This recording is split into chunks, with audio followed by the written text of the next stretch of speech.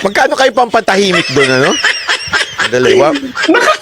Baka kasi, syempre, no, can you imagine, meron kayong 2 billion na travel expenses. May 1.6 extraordinary funds. Ang mga nag-a-approve niyan. Alam ito alam ito ng mga dating House Speaker. Ang nag-a-approve niyan, House Speaker. Oo nga. Kung kanino, kung magkano ka. 'Di ba? Oo.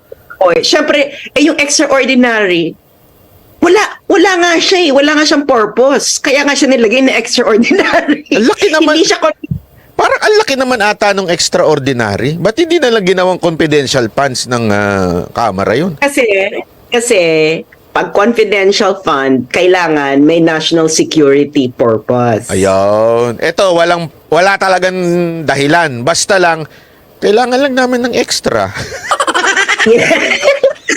Kailangan ko ng extra. Bakit ba? Okay lang naman na may kailangan kang extra, 'di ba? Na parang parang contingency fund 'yan di ba? Halimbawa kinulang ka sa mga budget. Pero paano ko nga kukulangin 2 billion na nga yung travel expenses mo? Yung 4 billion personal expenses mo pa para naman kukulangin pa sa kanila 'yan, 'di ba? Na parang so, ngayon, meron naman talagang mga contingency fund. Kulang pa 'yon? Sa laki na ng kulang pa 'yon? Hirang buhay naman 'yan. So ngayon, bakit kailangan mo ng 100? Ano nga yung extraordinary expenses? Kasi ibig sabihin ng extraordinary expenses, ibig sabihin wala ito dun sa mga line item. Kasi di ba ganyan sa budgeting, di ba? Iba pa yun, ha? Inilagay mo dyan. Kasi, Byron, pag nilagay mo dyan, office supplies. Ito yung amount. So yung pera na yan, lahat ng isasubmit mo, dapat may kinalaman sa office supply. Kung saan yung yung confidential fund, kailangan kasi yan national security. National security. So, kailangan mag-justify mo na for national security yung ginagastos mo. Paano yung extraordinary fund? Grabe. So, eto, may nag-comment nga dito, sabi, napaka-pangit naman ata ng sistema natin kasi sila yung nag-a-approve ng budget. Tapos meron sila. Kung approvean nilang sobrang laki, tulad nito, talagang wala tayong magagawa. Hindi, kasi nga, di ba, sila ang nag-grill sa mga Vice President, Office of the President, sa mga LGUs, saan nyo itong ginagastos tong pera? Kanino ngayon sila uupo? Kaya nga, yun na nga So parang sila lang ang nagbibigay sa sarili nila ng 1.6 billion, ganun lang. At saka, kanino nila? Isang tao lang ang nagde-decide, correct? Kasi head of agency. So hindi man lang committee o buong entire lupin ka. Paano mo maging speaker? Parang gusto ko mag-speaker Kasi usually, alam mo yan, Byron, yung mga ganyang kalaki na 1.6 billion, ibinibigay yan pag dulo na, pag end of the year na, kasi nga parang party na, kasi nga parang celebration, kasi ganyan yung usually ginagastos yung extraordinary fund, mga official entertainment, mga ganyan. Pero yung calamity kasi ni Kimbo, malabo yan kasi sa budget mismo ng House of Representatives, may line item doon, donation. At alam mo kung magkano lang nakasasa donation na line item? Magkano? 10 million. Ang donation lang. So yung i-donate nila 10 million lang. Bakit di na lang doon ilagay kung gusto la pala nila sinasabi nilang calamity funds, no? Dapat doon nakalagay. Kasi nga doon na magiging auditable. Kasi pag sinabi mo mong donation, 1.6 billion, kailangan yung mga papers na ipipresenta mo, may kinalaman sa kanino dinonate, saan dinonate, ano ba yung nangyari. Mas detalyado kasi pag gano'n pag extraordinary fund, certification lang siya. So, eto, ikaw siguro alam mo yan. So, ganitong amount na to, etong taon lang na to nangyari, yung 1.6? Well, last year, itong pinakamataas. Last year kasi mga 1.4 tumaas siya ng 200 million this year. Ay, yapa. So, nung nag-umpisa kasi, nung 2017, syempre dapat full year, di ba? Nung 2017, mga 900 million plus lang yan eh. Tapos tumataas siya, no? And I think nung pandemic, tumaas din siya kasi it's understandable.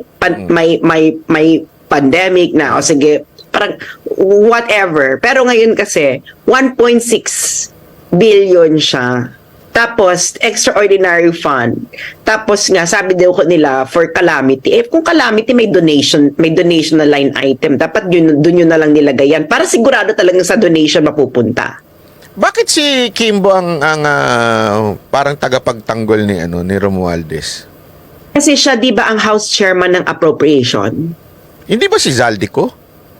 Hindi ba ano bang posisyon ni Hindi ko alam Kimbo? anong posisyon niya eh. Kaya natin nga. Dali lang, Ako ha? ang posisyon niya. Alam mo ng posisyon.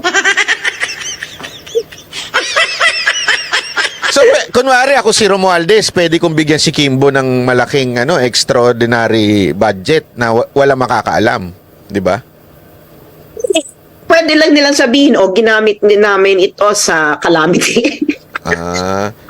Tanong natin si Kimbo, magkano bang calamity sa lugar nila? May calamity ka sa lugar nila? So, nirereklamo, sabi nga grabe, 125 million lang yung kay BP, laki ng question. Ito, 1.6 billion. Yun ang sabi dito sa isang comment. Grabe, no? So, sa finance so, ayun, ata si Kimbo, sabi. Siya ang chair ng finance? Ata. Oo, yun ang sabi nitong isa. Sabi naman isa, ang posisyon ni Kimbo kasabwat. Ito mga nanonood dito, mga masasama rin ng ugali eh. Ang sama ng mga ugali ng mga nanonood. Vice Chairman si Kimbo. Alam ko kasi si Zaldico ang ang appropriation Chairman ng appropriation eh. Baka naman kasi merong pangarap si Kimbo. Actually, nung si Kimbo una, pinagtatanggol niya pa yung confidential fund ni BP Sara eh. Tapos biglang nagbago. Ewan ko, parang pinitik. Ang kasi niyan, yung confidential fund kasi niyan, magulo rin eh. 'Di ba? 2022 daw na confidential fund yung binibusisi nila. Oo. So, ang kasi niyan, ang Office of the President, yung nag-transfer ng pera sa Office of the Vice President. Tapos, nakalagay dun sa COA report ng OVP, ang reason pala niyang pag-transfer na yan is for the safe implementation of good governance project and para daw sa mga representations ng gagawin ng Office of the Vice President as instructed by the President. So, ibig sabihin, yung Presidente yung may ang nag-approve niyan and then, ibinigay nila yung pera mid-December. So, kailangan sa gobyerno, kailangan gastusin mo yan within the year eh. Ano ilang araw na lang yung within the year nun? Di 11 days. Okay. Hindi kaya sinadya yun?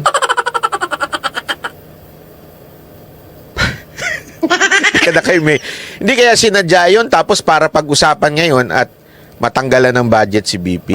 Hindi, ganito lang yan, no? I think sinadya, no? Or kasi naman, bakit mo i-bring up ngayon tapos makikipagsabwatan ka pa sa makabayan? Noong 2022 election, yung sinuportahan mo si Isko, diyan tinitira, di ba? Nakakampi daw makabayan. Oo nga. Si Lenny rin diyan tinitira, kakampi ang makabayan. Oo. Pero ngayon, kakampi na nila yung makabayan. Makabayan niya ang tagapagsalita nila ngayon eh. Hindi, alam mo, actually, naisip ko yan. Yan yung time na in-interview ko si PRRD eh. May nabanggit si PRRD dyan eh. Neon lights, the playing with